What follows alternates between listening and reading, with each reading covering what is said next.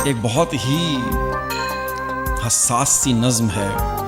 इसका पस मंज़र पहले मैं आपको बताता हूँ, फिर इस नज़्म को समझने में आसानी होगी। एक गरीब सी लड़की है जिसकी माँ बहुत बीमार है और उसके पास ना खाने के लिए और ना दवा के लिए, ना माँ के इलाज के लिए पैसे हैं।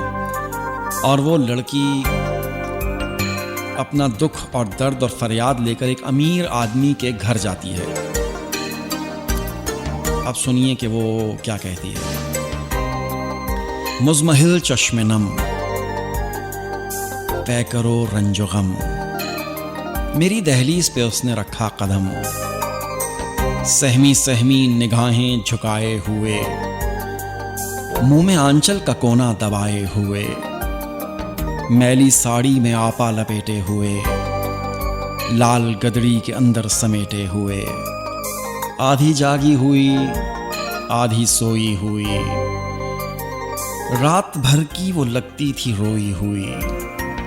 हौले हौले कदम को बढ़ाते हुए आ गई पास मेरे लजाते हुए, फिर मुझे अपनी बीती सुनाने लगी और अश्कों से दामन सजाने लगी।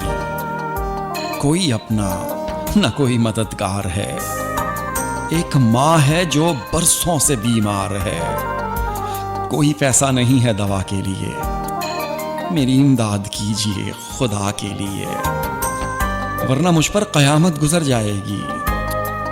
मेरी बीमार माँ आज मर जाएगी। मैंने सोचा है जग की सताई हुई और फिर मेरे घर में है आई हुई, माल इसके लिए दाम हो जाएगा, बात बन जाएगी, काम हो जाएगा। पर थी अजब कश्मकश, बात कैसे करूं, उससे जज्बाते इजहार कैसे करूं। पर आंखों आंखों में मेरा वजन तोल कर उसने चौंका दिया मुझे ये बोलकर, कोई भी काम मुझ पर अब भारी नहीं, मेरी अस्मत मुझे माँ से प्यारी नहीं, मेरी अस्मत मुझे माँ से प्यारी नहीं।